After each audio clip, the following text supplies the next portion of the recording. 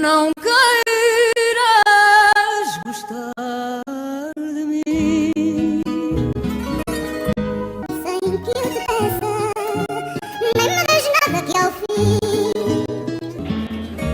eu não mereça. Sur la Côte d'Azur, si vous voulez une maison en bord de mer avec, on va dire, 100 mètres carrés habitables, vous ne trouverez rien à moins de 400 000 €, et encore, vraiment au minimum.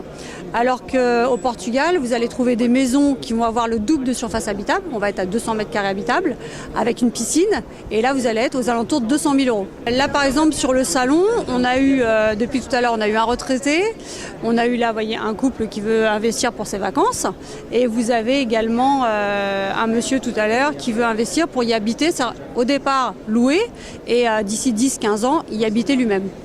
Ils sont à 2 heures de n'importe quelle ville de France, et il y a juste 300 vols par semaine. Donc vous allez plus vite au Portugal que vous allez à Tours en voiture, tout simplement.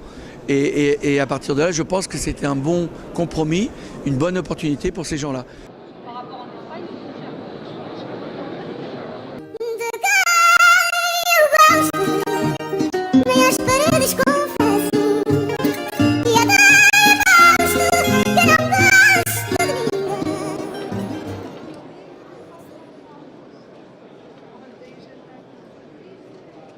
Ça me paraît intéressant au niveau des prix par rapport à l'immobilier français.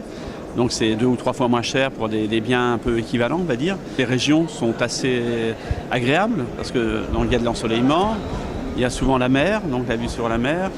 Il y a une population qui est assez sympathique. Il y a des avantages fiscaux aussi, ça c'est pas négligeable.